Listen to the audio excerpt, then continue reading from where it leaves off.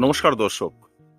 আমরা চাইলেই কিন্তু আমাদের পেয়ারার ফলগুলোকে আকর্ষণীয় আকার এবং আয়তনে নিয়ে আসতে পারি। অনেক সময় গাছে প্রচুর পরিমাণে ফল হয়, সেই ফলের আকার এবং কোয়ালিটি একদমই ভালো হয় না। কিন্তু আমরা একটু যত্ন করলে কিন্তু পেয়ারাগুলো ভালোভাবে বাড়তে পারে এবং গাছ পেয়ারায় ভরে থাকতে পারে। তো চলুন দেখে নেই আমরা পেয়ারার ফলকে সঠিকভাবে বাড়িয়ে নেওয়ার জন্য কি কি ব্যবস্থা গ্রহণ করব, কি কি খাবার ওষুধ দিয়ে গাছকে পুষ্ট রাখব। দর্শক, ফলকে সঠিকভাবে বাড়িয়ে নেওয়ার জন্য আমরা অন্যান্য যত্ন তো করবো ঠিকই আছে, কিন্তু সেই সঙ্গে কিন্তু ফলের কোয়ান্টিটি ম্যানেজ করতে হবে। মানে একটি গাছ থেকে আমরা ঠিক কতটা ফল নেব, এটা যদি আমরা ম্যানেজ না করতে পারি সেক্ষেত্রে ফল শুধু হয়ে যাবে, সে সমস্ত ফলের সাইজ কোনোভাবেই ভালো হবে না। সেজন্য দেখুন আমার একটি গাছ দেখতে পাচ্ছেন, এই গাছে কিন্তু এটা কি এই মোটামুটি 2.5 বছরের গাছ, 2.5-2 বছরের গাছ, যাই হোক, এই গাছে এখনো পর্যন্ত ফলের সংখ্যা মোটামুটি 100+ হবে। প্রতিটি শাখায় এমন ফল, ঝোপে ঝোপে ফল, এই দেখুন ফল, এরকম ফল। এখন কথা হচ্ছে এতগুলো ফল যদি থাকে, সে ফলের আকার কি ভালো হবে? কখনই সম্ভব নয়। তাই বড় হওয়া এবং তুলনামূলকভাবে সুস্থ ফলগুলো রেখে অসুস্থ এবং ছোট ফলগুলোকে আমাদের পিঞ্চিং করতে হবে, মানে ভেঙে দিতে হবে। তবেই কিন্তু এই সমস্ত ফল বেশি পরিমাণে খাদ্য পাবে এবং সঠিক আকার নিয়ে বড় হবে। পদ্ধতিটা হচ্ছে এমন, ধরুন এটা একটি প্রধান শাখা, সেখান থেকে একটি ছোট শাখা বেরিয়ে গিয়েছে, সেখানে ফল হয়েছে একটি, এই ফলটি কিন্তু বড় হবে। এবার যখনই এই শাখাতে 3টে 4টে বা 5টি ফল থাকবে, তখন কিন্তু কোনো ফলের সাইজই ভালো হবে না। যেমন আপনি এই শাখাগুলো দেখতে পাচ্ছেন, এই যে, তো এইভাবে রাখা যাবে না।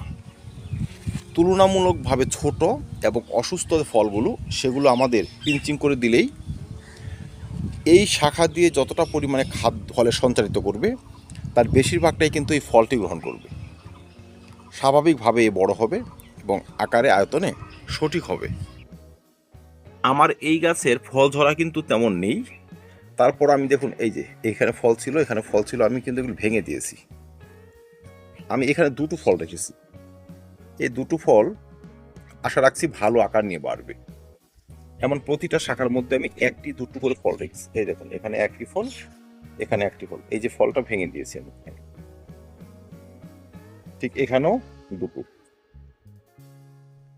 এইভাবে 2টো বা 1টি এইভাবে ফল রেখে দিলেই আপনার ফলগুলো সঠিকভাবে বাড়বে, মানে ফলগুলো আপনার বড় বড় হবে। এবার এই সমস্ত ফলকে বাড়িয়ে নেওয়ার জন্য ভালো মানের খাবার দিতে হবে, যেই খাবার গ্রহণ করেই এরা বাড়বে। সেখানে থাকবে নাইট্রোজেন, পটাশিয়াম, ফসফরাস এবং নানাবিধ মাইক্রো ম্যাক্রো নিউট্রিয়েন্টস।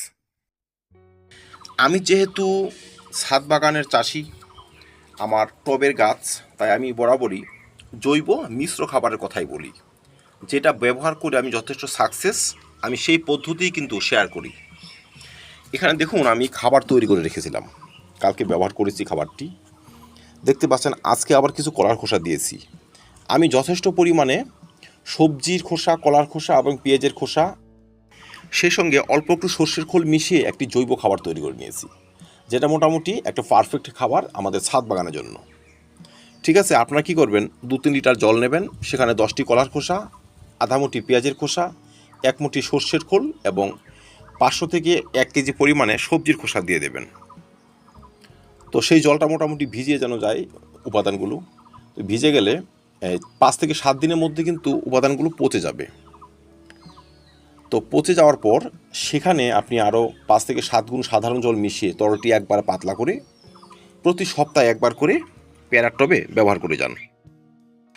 যেহেতু গাছে এখন ফল রয়েছে, এ সমস্ত ফলের কিন্তু প্রচুর পরিমাণে খাদ্যের প্রয়োজন, আর আমাদের ব্যবহৃত খাদ্য যদি তরল হয়, সেক্ষেত্রে কিন্তু গাছ আবার দ্রুত গ্রহণও করবে। স্বাভাবিকভাবে কিন্তু আমাদের ফলের আকার ভালো হবে এবং ফল ঝরা কমানো যাবে।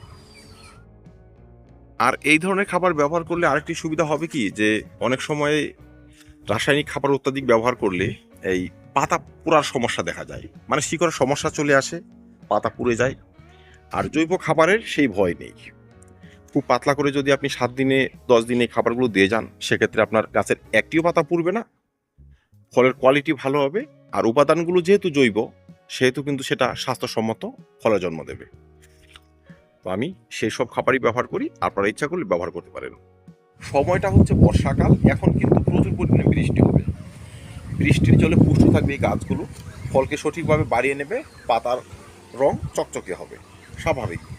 কিন্তু এই সময় কিন্তু আবার শিকড়ের সমস্যাও আসে, কারণ অতিবৃষ্টি শিকড়কে ড্যামেজ করে দেয়। তাই আমরা তো খাবার ব্যবহার করব, সেই সঙ্গে শিকড়ের চিকিৎসা হিসেবে কিন্তু দুটো উপাদান আমরা ব্যবহার করব, যারা ফল ঝরা কমাবে, ফলকে বাড়তে সহায়তা করবে এবং গাছকে সুস্থ রাখবে। প্রথমটি হচ্ছে ভালো মানের একটি ছত্রাকনাশক, যেমন ব্লাইটক্স। টর মাটিতে অল্প একটু গুলে দিয়ে দেবো, তার 7 দিন থেকে 10 দিন পর পটাশিয়াম হিউমেট অল্প একটু টর মাটিতে দিয়ে দেবো।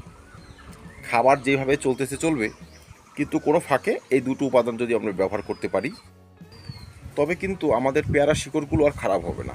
এই শিকড় পচে যাওয়া, শিকড় পচে যাওয়ার পরেই কিন্তু পাতাতে দাগ চলে আসা, পাতার সাইড বরাবর পুড়ে যাওয়া, গাছে ডাইরেক্ট চলে আসা, ডাল শুকিয়ে যাওয়া, ফল শুকিয়ে যাওয়া, সেই সমস্যাগুলো কিন্তু আসবে না। আর তখনই দেখবেন এই বর্ষাকালও আপনাদের গাছের পেয়ারাগুলো খুব হৃষ্টপুষ্ট হবে, আকারে খুব ভালো হবে। ভিডিওর শেষে বলবো, বর্ষাকালে কিন্তু পেয়ারা গাছের একটি সমস্যা আসে, সেটি হচ্ছে পেয়ারা পচে যাওয়া। পেয়ারাতে পোকার আক্রমণ বেশি হয়, তাই মাঝে মধ্যে কিন্তু আমাদের কীটনাশক স্প্রে করতে হবে। আর কীটনাশক হিসেবে আপনারা প্রফিনাফস সাইপারমেট্রিন কীটনাশক স্প্রে করতে পারেন, সেই সঙ্গে একটি ছত্রাকনাশক, যেমন আপনার সাফ, অ্যান্ট্রাকোল হোক বা মেনসার হোক, স্প্রিন্ট হোক, আপনারা কিন্তু স্প্রে করতে পারবেন।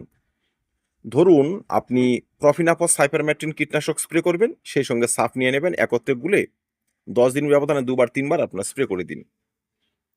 এখন স্প্রে করলে কি হবে, এই যে ফ্রুট ফ্লাই, একদম ছোট অবস্থায় পেয়ারাকে ফুটো করে সেখানে ডিম পারবে, সেখান থেকে যে পোকার সৃষ্টি হবে, সেই পোকারা বাড়তে থাকবে, ফলও বাড়তে থাকবে, তারপর কিন্তু ফলকে পচিয়ে তুলবে, সেই সমস্যাটা কিন্তু আসবে না।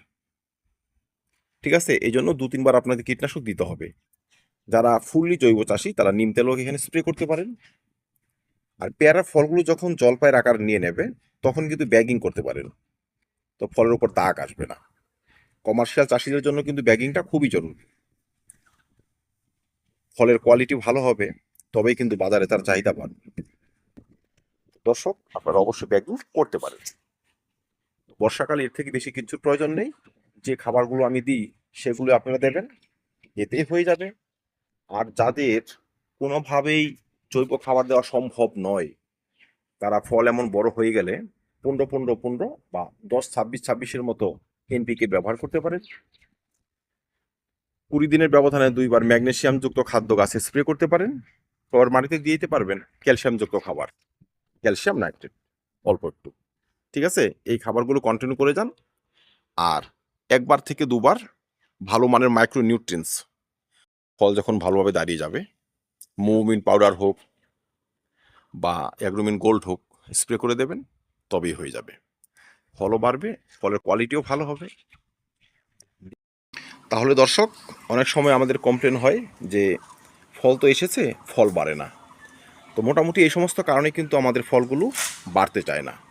আর যদি এই চিকিৎসাগুলো করতে পারি, যত্নগুলো করতে পারি, প্রতিটি ফলের আকার, আয়তন আকর্ষণীয় হবে। আর তখনই আমরা পেয়ারা চাষে সাকসেস হব। তো ধন্যবাদ দর্শক, দেখা হবে অন্য ভিডিওতে অন্য কোনো টপিক নিয়ে। ভিডিওটি ভালো লাগে লাইক এবং শেয়ার করে দেবেন, চ্যানেলটি সাবস্ক্রাইব করে পাশে থাকবেন। ভিডিও দেখার জন্য অসংখ্য ধন্যবাদ।